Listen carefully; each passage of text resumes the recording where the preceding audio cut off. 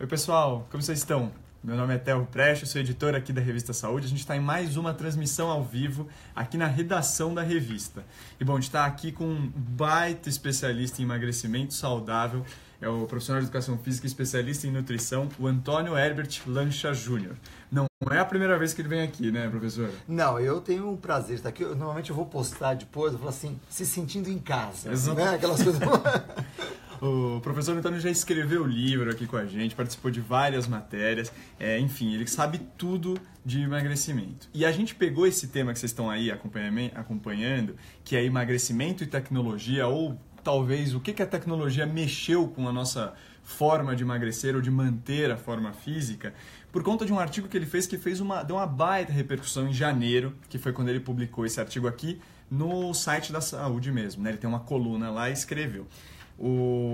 Esse artigo se chamava A Maçã que Engorda. Eu já vou pedir para o professor Antônio explicar isso, mas antes eu quero apresentar também uma pessoa que está atrás das câmeras, é a Thaís Manarini. Ela também é editora aqui da revista e vai ajudar a gente aqui a pegar as perguntas de vocês e tudo mais. Então, mandem suas perguntas, eu vou acompanhar por aqui, a Thaís também vai acompanhar atrás das câmeras e a gente vai aí respondendo junto com o professor Antônio. A Thaís está aqui, ó. Exatamente, tem uma foto dela aqui de bastidor. Mas, gente, então... Tá aí, mandem suas perguntas e então vamos à pergunta, né, professor Antônio? Por que a gente está falando de tecnologia e de maçã que engorda? Que história é essa? Legal, Theo, assim, porque o título dessa coluna ela foi bem provocativa, era a ideia das pessoas repensarem mesmo o que está acontecendo com elas.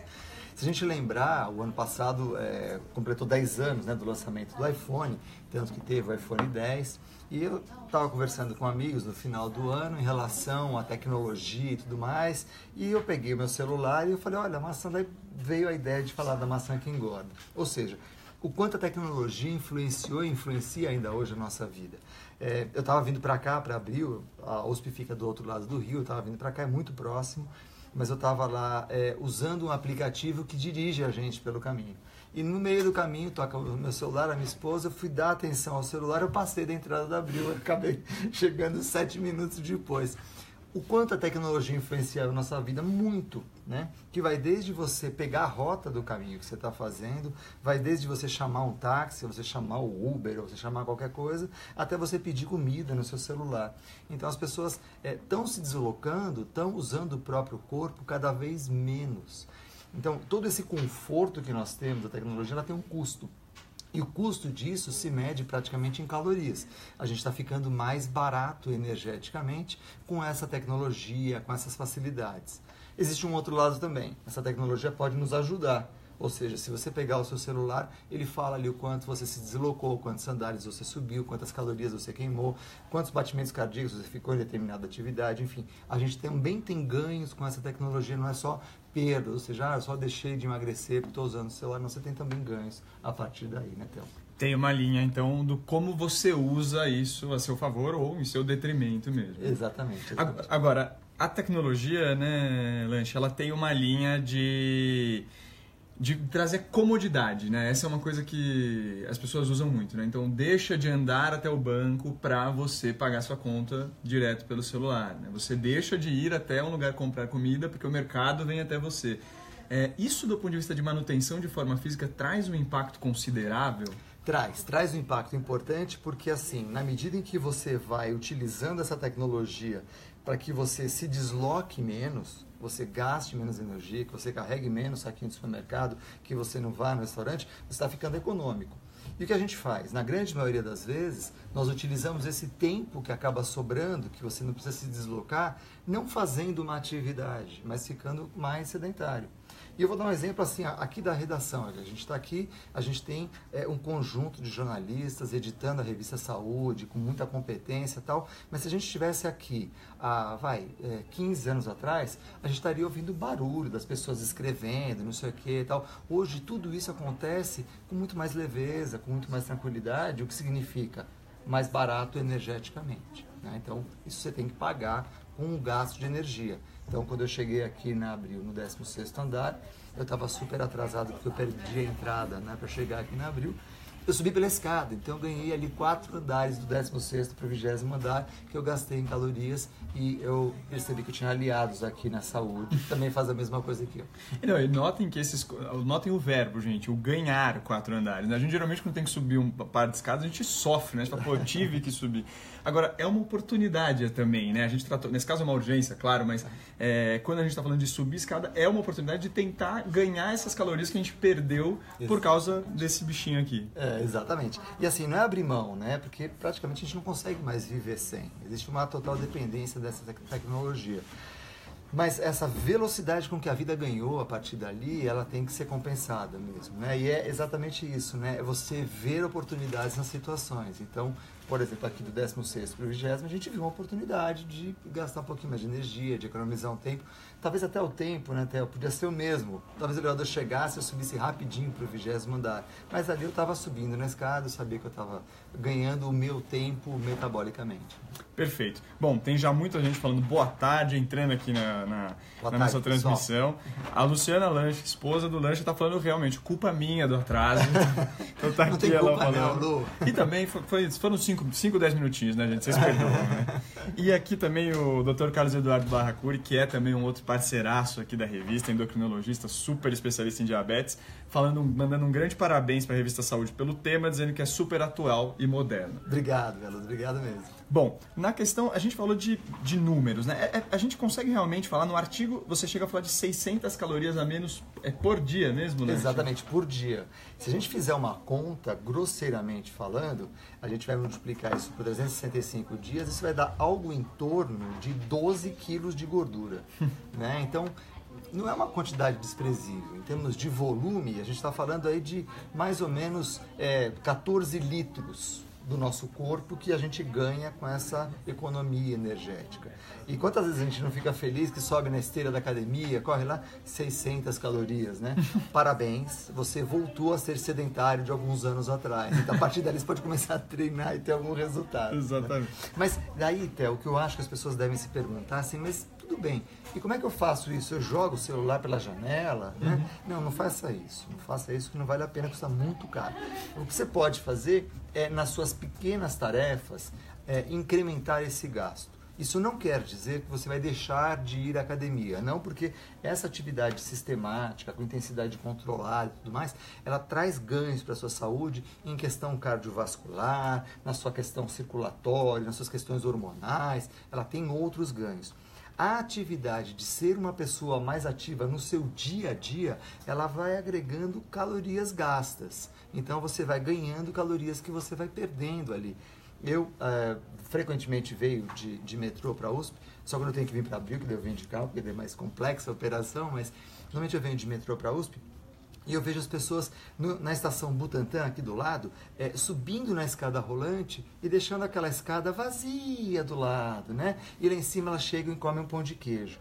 Eu várias vezes brinco, eu falo, pessoal, essa escada aqui, ó, ela gasta aquele pão de queijo lá em cima. Então vem pra cá, antes de comer, gasta aqui, né? Porque é um pouco isso, é você enxergar oportunidade de você gastar energia, né? E não falar, putz, eu estou deixando de andar na escada rolante, que é gostosinho. Não, você está ganhando oportunidades. E faz a diferença, né? Faz toda a diferença, Theo. Toda a diferença. Um exemplo prático aqui da Abril. Vamos supor que o Theo ele tenha que subir 4 andares 3 vezes por dia durante uma semana. Então, ele vai subir 12 andares por dia, ele vai fazer 5 vezes, são 60 andares que ele andou na semana dele. Esses 60 andares, o Theo que é magrinho, que fez a semana, ele praticamente já gastou mais 600 quilocalorias. Ou seja, ele já incrementou como se fosse um dia a mais de treino. Então, ao invés de 7 dias da semana, a semana dele teria 8 dias de gasto. Perfeito. Para 7 de consumo. Ele já gerou um déficit importante aí. Legal. Bom, o José está fazendo uma pergunta que não tem exatamente a ver com o nosso tema. Ele falou de depressão, como sair de depressão. Não é exatamente o nosso tema, mas, assim, atividade física é uma boa forma, né? É uma ótima forma, José, pelo seguinte, quando você faz uma atividade física, principalmente atividade física aeróbia, ou seja, aquela atividade que você caminha, que você corre, que você anda de bicicleta e tudo mais, essa atividade física, ela aumenta a produção de um neurotransmissor importante chamado serotonina, né, que tem um nome químico, 5-hidroxitriptamina. Essa substância é a substância que normalmente fica diminuída quando a gente tem a depressão.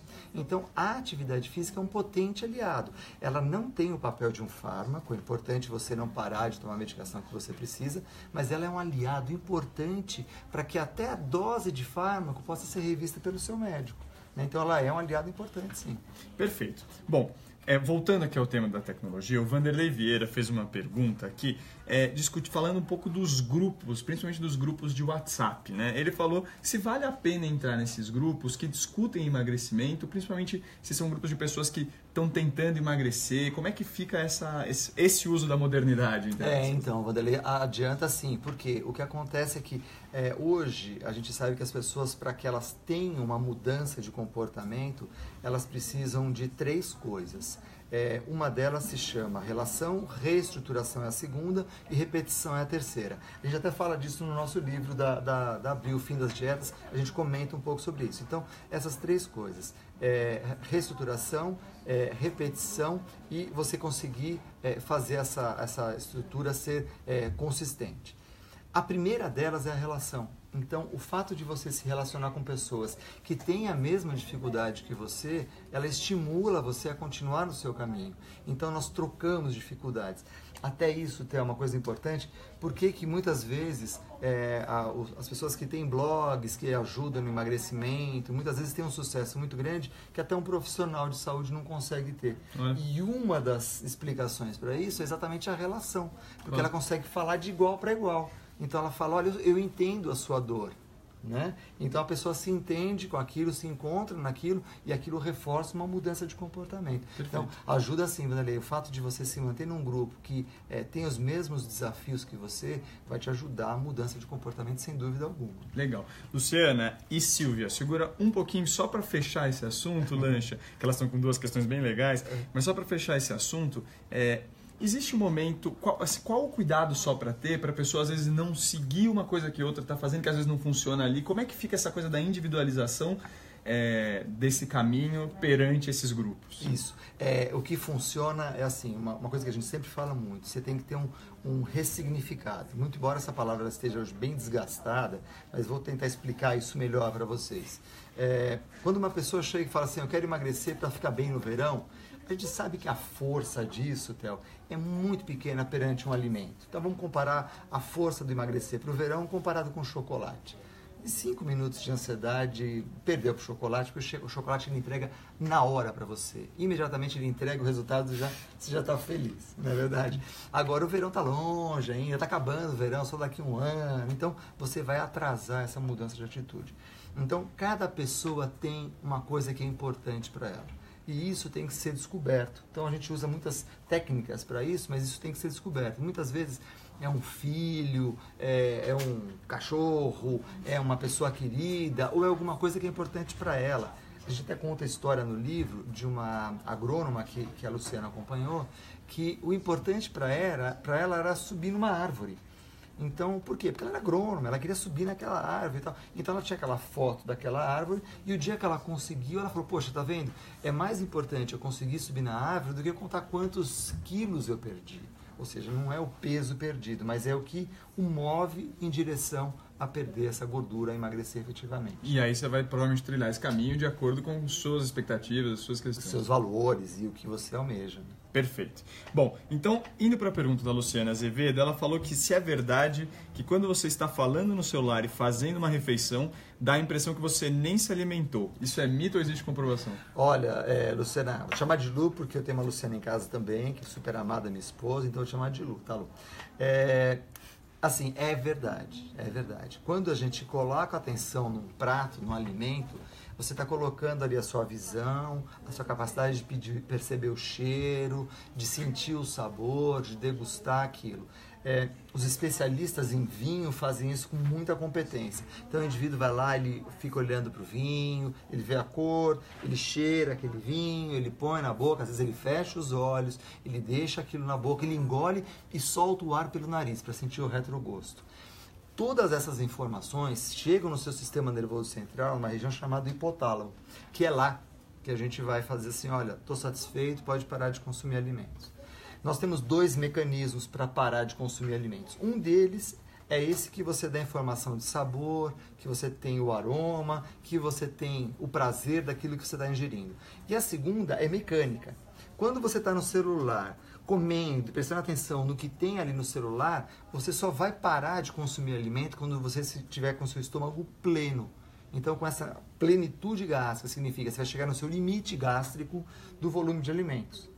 Então, você provavelmente vai consumir muito mais alimentos do que você comeria se você estivesse fazendo esse consumo gradativo, prestando atenção, sentindo o cheiro, sentindo o gosto, olhando para a cor do alimento, falando, nossa, que bacana o meu prato, olha que bonito. Enfim, vivenciando aquela situação. Já existe uma metodologia para isso, chamada Mindfulness. O Mindfulness, ele vem muito da origem, né, da meditação e tudo mais, mas é o fato de você concentrar a sua mente no momento presente. Não adianta, naquele momento, você tentar ficar resolvendo um problema que vai acontecer daqui 2 ou 3 dias, que pode nem acontecer. Você vai perder tempo, vai perder atenção e vai perder o controle também do consumo de alimentos. Perfeito. A gente até toca isso brevemente no livro e fala de estratégias muito simples da linha, assim, não consegue resolver a questão na hora do almoço, faça uma anotação sobre ela para quando você voltar do almoço você se preocupar, porque talvez o almoço não seja o melhor momento para você ficar se preocupando com essas coisas. Né? Exatamente, e acho que isso é o ponto mais importante, né? Então, quer dizer, você deixa o problema de lado e presta atenção naquilo que você está focando. Legal. Bom, a Silvia faz uma pergunta do ponto de vista de corrida mesmo, viu, Lanche? É um anexo aqui, que ela corre todos os dias 8 km e quando começou emagreceu 10 quilos em 3 meses. Diz ela que agora não perde mais nem 100 gramas porque isso acontece. Tem um motivo claro para isso acontecer. Então, Silvia, são algumas coisas importantes. Não necessariamente você precisa perder peso para emagrecer. Esse é o primeiro ponto. Tá? Você pode, com esse mesmo treino, tá? Ganhando massa muscular, enfim, tua balança pode não modificar. Mas existe um outro fator importante. Então, vamos supor que a gente vai pegar esse copo aqui, ele tem água até aqui. Se eu tiver esse copo cheio, eu vou gastar muito mais energia para carregar esse copo até a minha boca. O nosso corpo é a mesma coisa. Então, você pesando 10 quilos a mais do que você pesa hoje, para deslocar 1 quilômetro, você vai gastar pelo menos mais 1 caloria por esses 10 quilos a mais. Se você fizer 10 quilômetros, são 10 calorias. Então, na medida que você vai emagrecendo, você vai ficando econômico, você vai ficando leve. E um segundo ponto, a gente vai aprendendo a fazer aquilo na tela.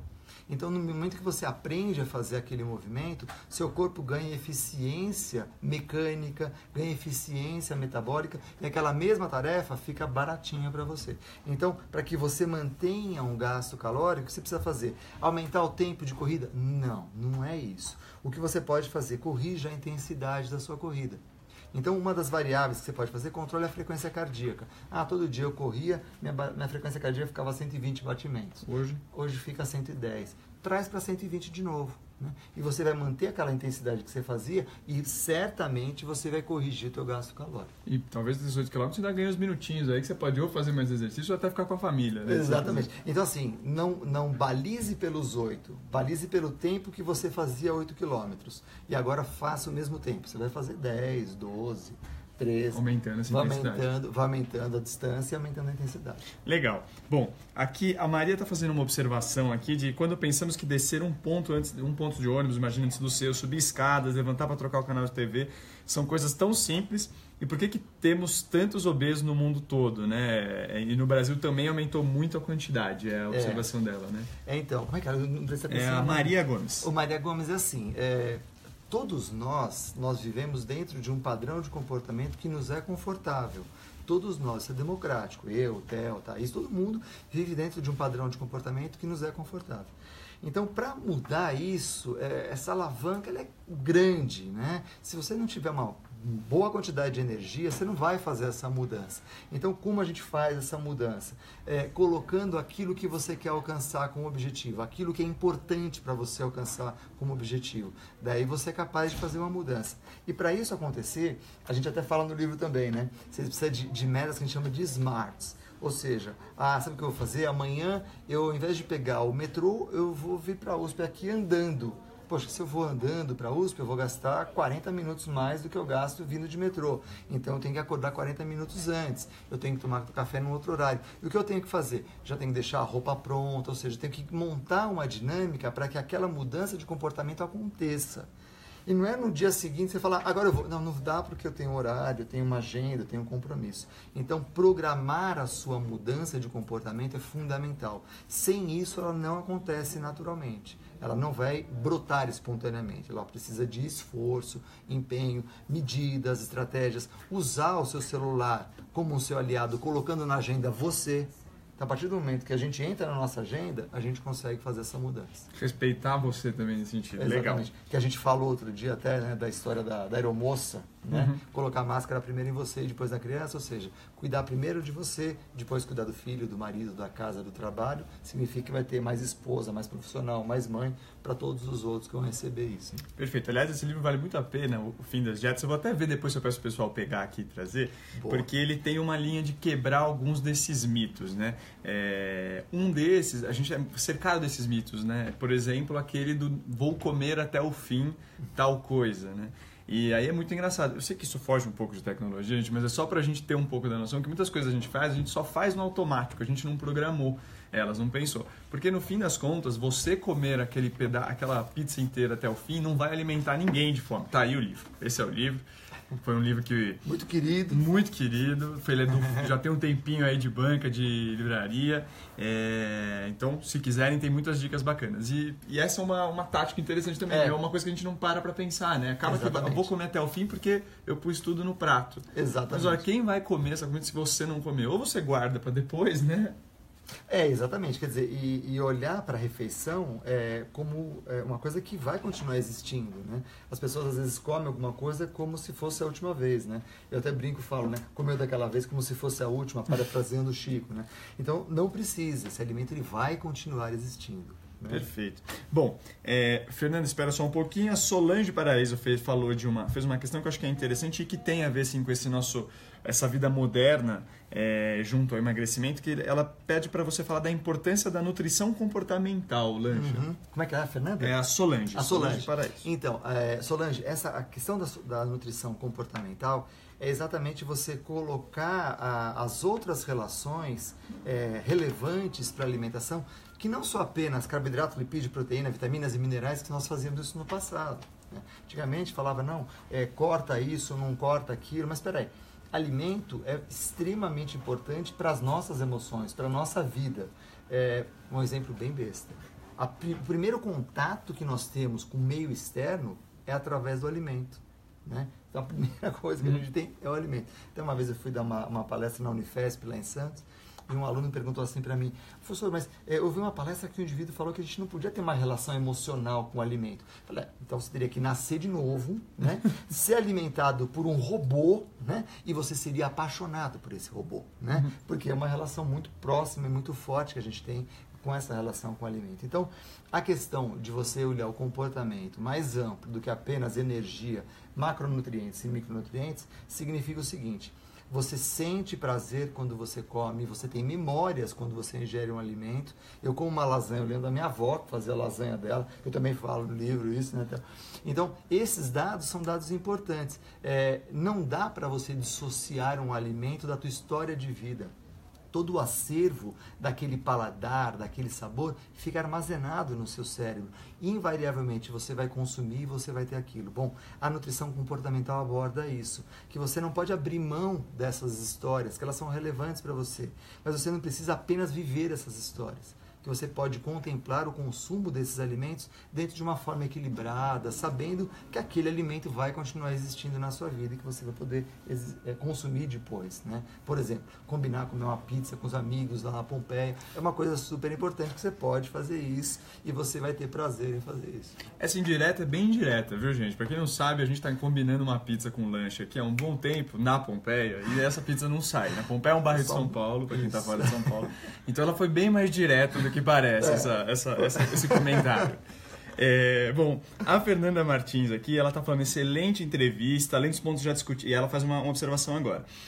Se além dos pontos já discutidos, a tecnologia hoje aproxima as pessoas do conteúdo, porém, nem sempre bom conteúdo, é o que ela diz.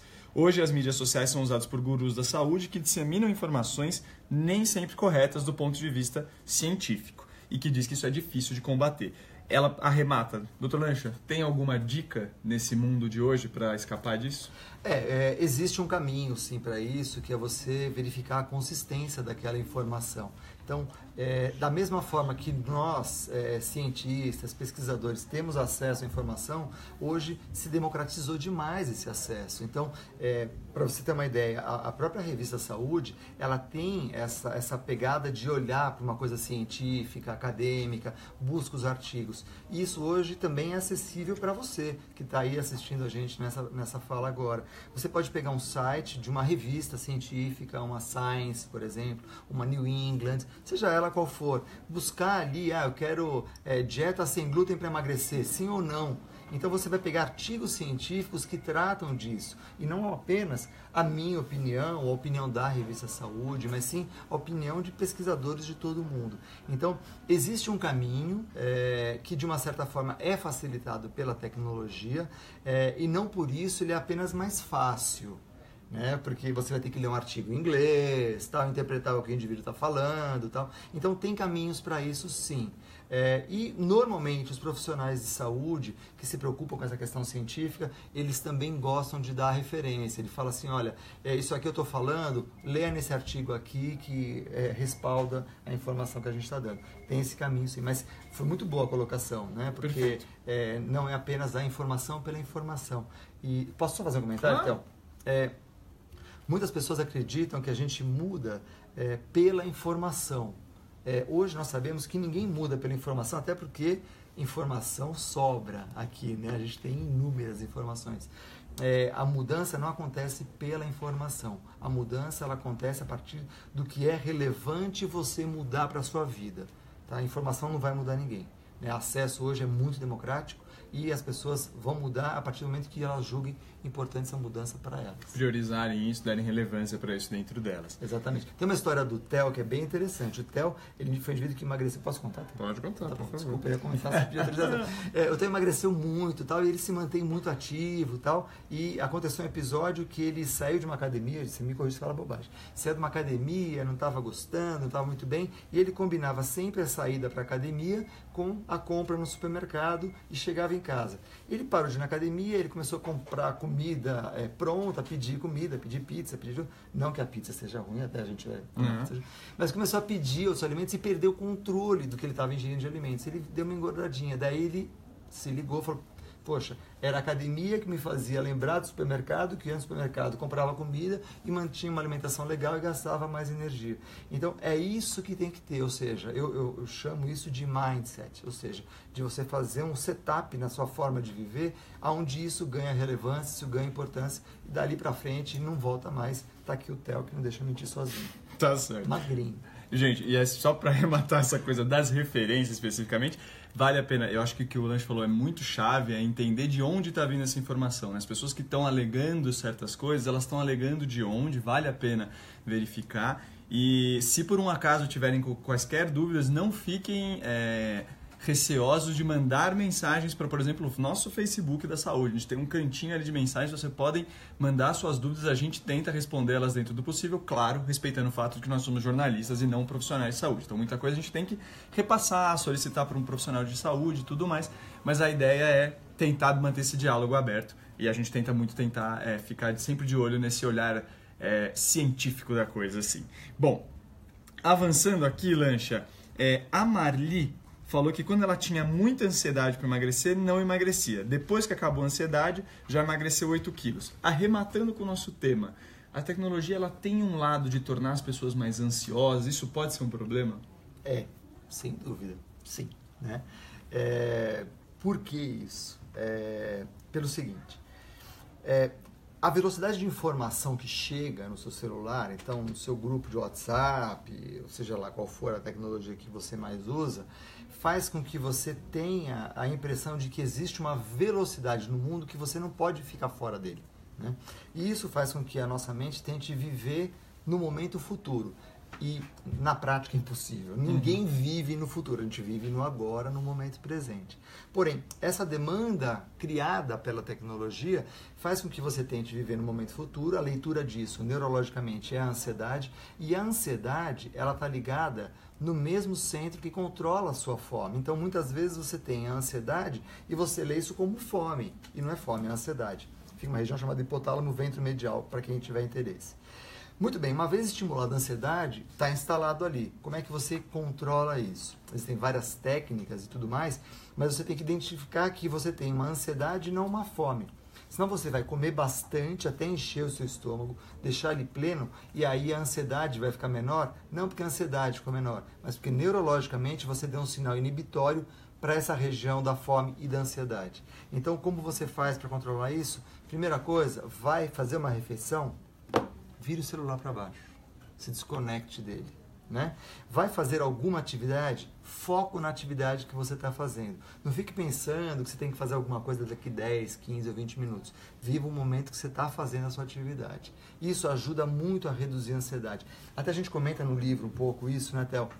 Que se você é uma pessoa religiosa, por exemplo, e vai fazer uma refeição, o rezar pode te ajudar, não pelas questões religiosas em si, não que eu desvalorize ou desconsidere, mas pelo fato de você trazer a sua mente para aquele momento que você vai fazer a refeição. Tá? Então, fazer isso, ou prestar atenção na refeição, ou falar com seus familiares e amigos daquele alimento que você vai ingerir, contar um pouco a história daquilo, traz você para aquele momento da refeição, diminui a ansiedade e você consegue ter mais controle do consumo de alimentos.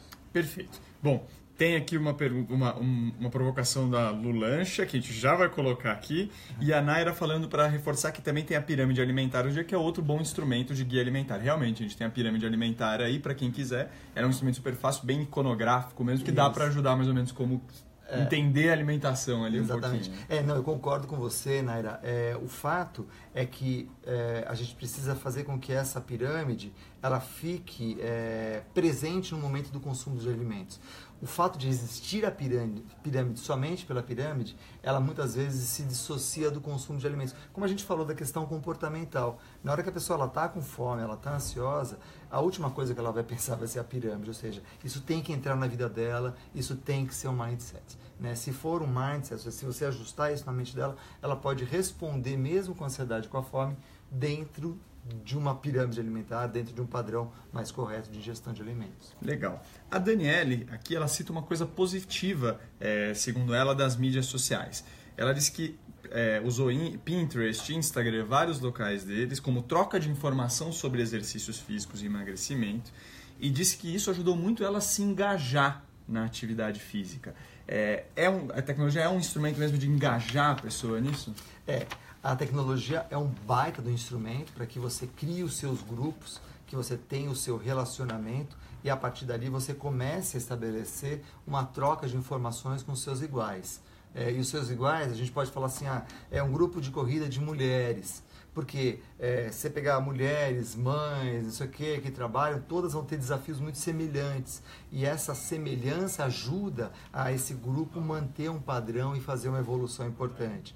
Né? Você pode pegar executivos, solteiros, e tal, ele vai ter características que são peculiares a eles. Então essa forma de você alinhar os interesses do grupo faz com que a mudança de comportamento aconteça mais efetivamente.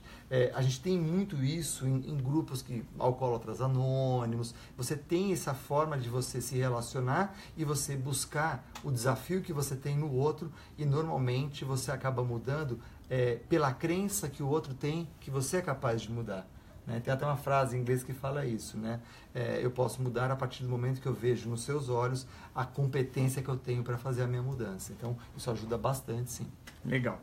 Bom, a provocação da Lu era que, já que a gente está falando de emagrecimento e das questões das dietas, e falar um pouco do jejum intermitente, né? Que foi tema de capa da revista, que a gente fez muitos conteúdos sobre ele, porque realmente entrou na moda. E assim, vamos dizer que em tempos de tecnologia exacerbada, ele se espalhou por tudo que era redes sociais. Né? Legal. E é interessante isso que a Lu colocou, porque as modas, elas tendem hoje a se propagar com muito mais velocidade do que era no passado, né? Se a gente pensar, por exemplo, na época do Atkins, ele lança um livro e aquilo vai, né, acontecendo ao longo de meses, anos e tudo mais, tal. Quando a gente tem hoje essas informações chegando tão rápidas, elas espalham mais rapidamente, né? Você imagina, o grupo da família vai lá e coloca: tô fazendo jejum intermitente, também vou fazer. Pum, você já tem lá 20 caras fazendo jejum intermitente, né? Então, isso acaba ganhando velocidade. Então, a tecnologia ajuda isso a se propagar. Por que surge a história do jejum intermitente? Surge a história do jejum intermitente quando se começa a estudar os indivíduos que passam pelo Ramadã, que passam por períodos de jejum intermitentes por um bom espaço de tempo. E eles perceberam que essas pessoas acabavam tendo uma redução do peso corporal. O fato é, isso acontece por um tempo determinado. Você não consegue manter isso ao longo de um determinado momento. E essas pessoas fazem isso por uma questão religiosa, uma coisa que é muito forte. Quando a gente pega os artigos que relatam sobre isso, e tem um artigo do JAMA de 2017, que até a gente comentou aqui, né? Nesse artigo do JAMA, eles mostram que pelo menos o jejum intermitente ele consegue entregar o mesmo resultado que uma dieta restritiva sem jejum. Ou seja, você consegue com jejum a mesma coisa que sem fazer jejum. O importante é baixar, né? Então, qual a vantagem? Né? Sofrer o jejum. Então, você consegue ter o mesmo resultado. Isso saiu nesse artigo do JAMA do ano passado. Agora, o que esse artigo também trouxe de relevante, né, Théo, foi mostrar que foi um dos estudos que teve o maior drop-off, ou seja, de indivíduos, que teve o maior número de desistências de voluntários, porque não aguentavam fazer aquilo. Então, voltando para a origem do estudo, quando a gente pega no Ramadã, você pega uma questão religiosa, que é muito poderosa, é muito potente para o indivíduo cumprir aquilo. Quando você pega o indivíduo comum, ele chega e fala: chega, vou parar de sofrer com esse negócio.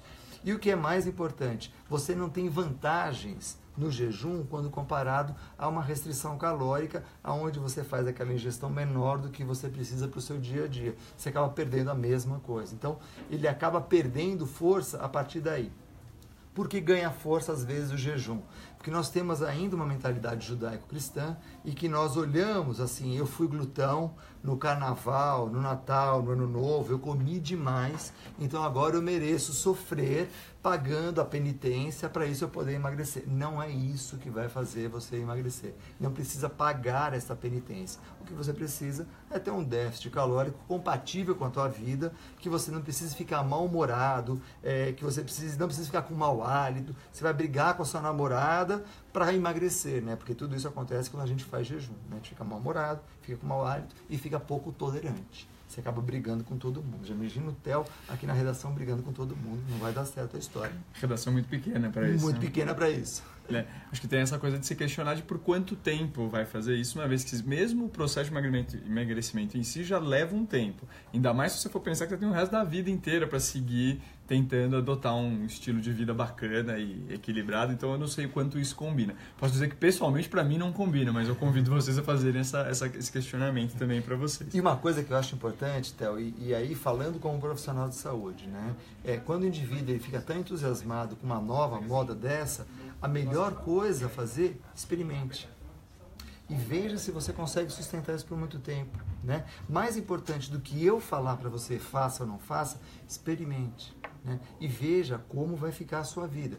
Se for legal para você, ótimo, né? Agora, você vai poder falar melhor do que eu o quão desafiador, o quão complexo foi manter esse jejum por um tempo de vida. Você conta para nós. A Solange aqui fala que essa conclusão do jejum intermitente da pesquisa deveria ser mais divulgada. Concordamos, a gente divulgou aqui também na saúde. Ela, na época, recebeu uma certa repercussão, mas o fato é que tem tanta informação rolando que acaba que uma coisa pode se sobrepor à outra, mas você está cheia de razão, Solange. Bom, eu quero... A gente já está trilhando já estamos um bom tempo no ar aqui, mas eu queria, antes, Lancha, só conversar com você sobre outras tecnologias, né, que surgiram aí, que tem áreas de poder ajudar para quem quer emagrecer. Ou seja, esses relógios de acompanhamento, né, de passada, esse, por exemplo, perfeitamente. Os apps de monitoramento, eles podem ajudar realmente? São muito frágeis? Ajudam muito, pelo seguinte. Primeiro, que eles trabalham com mecanismos de recompensa. Então, quando eles fazem essa gamificação da atividade física, eles fazem aquela recompensa do tipo: você subiu 10 lances de escada hoje? Parabéns, solta fogãozinho. você fica todo feliz e tal. Pode parecer uma bobagem, mas a gente gosta disso. O ser humano gosta disso. Toda vez que você pega uma tarefa e você tica que você cumpriu aquela tarefa, você sente prazer nisso. Já foi mensurado, cientificamente, já foi medido que nós temos prazer em ticar uma tarefa que nós nos comprometemos com nós mesmos que nós iríamos fazer. Então, isso é relevante, isso é importante. Hoje, a tecnologia ela começa a perceber caminhos que ela pode entrar, né? Como eu disse anteriormente, nós já temos no celular uma avaliação de quantos andares a gente subiu, quantos quilômetros a gente deslocou, quantas passadas a gente deu, e a gente tem mais. Existe hoje uma tecnologia que você pode colocar um sensor no peito para saber se você está ansioso ou não, pela forma com que você expande e retrai o seu tórax, ou seja, fala, ó, tua respiração está breve, está curta, você deve estar um pouquinho ansioso, tá? Então, respira, relaxa, né? E por que as pessoas falam tanto respira quando você está ansioso? Porque ao prestar atenção na sua respiração, você volta para o momento presente, você volta para o agora. Respirei, né? Você ficou tranquilo, não porque a respiração fez a grande mudança, mas porque a sua mente volta para o momento presente. Isso é um fato importante. Além disso, nós já temos tecnologia hoje que consegue medir quantas vezes você vai na academia e faz o movimento do bíceps, do tríceps, do peitoral, né? Nós já temos tecnologia que consegue agregar gasto calórico com consumo calórico. Então, tudo isso ele tem que ser usado para que você alcance o seu objetivo. Mas, de novo, a tecnologia está aí, ela já está posta. Ela não vai fazer a mudança. Quem vai fazer a mudança é a pessoa que fica atrás do celular, é você. Ou seja, se você não pegar e começar a colocar isso em operação, você pode ter toda a tecnologia do mundo, você pode comprar o app mais caro do planeta, que ele não vai ter sucesso. Depende de você, né? Se você incorporar, daí qualquer desses apps pode te ajudar. Perfeito, gente. Então, tá aí. A Fernanda Martins faz uma observação que Dr. Lancha e a Revista Saúde deveriam fazer um app para nos ajudar a ter informação de qualidade. Sugestão anotada. A gente tem aqui também, enquanto isso, temos o site da Revista Saúde, que é o saude.abril.com.br, para quem não conhece.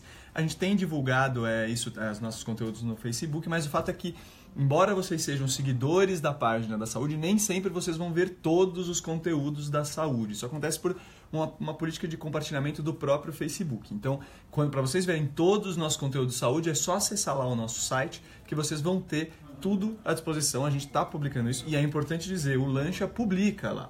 Ele tem uma coluna dele chamada Fim das Dietas, o mesmo nome do livro, onde ele fala pelo menos mensalmente, às vezes até mais, né, Lancha, quando o tempo permite, para falar de questões muito ligadas a emagrecimento, boa forma física e por aí vai. Então, nesse site você tem de olho, a gente tem também uma newsletter que você pode assinar, a gente tem a própria revista, que agora eu vou falar dela também, que podem com certeza manter essa informação. A gente trabalha muito para tentar trazer informação de qualidade para vocês. Aqui eu vou mostrar para vocês, essa é a edição que já está nas bancas, a última edição aqui. A matéria de capa é uma pressão alta, o controle em suas mãos. A ideia é porque as metas de controle de pressão mudaram recentemente, ou melhor, estão em debate para serem alteradas, e você pode sim ter um ótimo papel nisso sem necessariamente precisar de remédios, né? Então você tem um papel ativo no controle da sua pressão. Bom, também tem dieta low carb. Lancha está nessa matéria aqui, está participando dessa matéria, que a chamada aqui ela emagrece, mas será que é isso só que conta? É uma provocação aí. A gente tem surtos infecciosos que podem ameaçar o Brasil. Tomando esse gancho da febre amarela, a gente lembra que a febre amarela não é o único problema infeccioso do Brasil e neste ano específico existem algumas ameaças que a gente apurou aí que podem pintar por diferentes razões em 2018. Tem também uma matéria sobre a maca peruana, outra sobre um cardápio que alivia a artrite reumatoide, uma matéria muito interessante sobre menstruar ou não menstruar, como é que está isso hoje em dia, né, em face dos anticoncepcionais. E bom, um monte de conteúdo. Então, por favor, vejam essa revista, deem uma oportunidade para ela, vocês vão ver que tem muita informação de qualidade aí, como a Fernanda falou pra gente. Então é isso, super obrigado, Lancha, de novo. Obrigado por estar aqui hoje com a gente, viu? E até o que a gente comentou, né? Uma forma de você ter informação que é baseada em ciência está aqui, né? Então esse dado é um dado importante, né? A saúde, ela cuida disso, ela preza disso. Eu tenho muito prazer de poder fazer parte desses programas, fazer parte desse livro. E como eu disse, né, eu me sinto em casa aqui, me sinto muito à vontade. Até um pouco abusado às vezes, né? Mas eu me sinto muito em casa e eu acho que uma das formas de você ter essa informação de conteúdo, de consistência relevante, tá aqui. Perfeito. Obrigado, Bom, Theo. fechamos então com o comentário da Ariane. Excelente, sempre muito inspirador te ouvir. Realmente, Lancha. Obrigado. Gente, Dani. tchau, tchau. Um abraço. Valeu, tchau.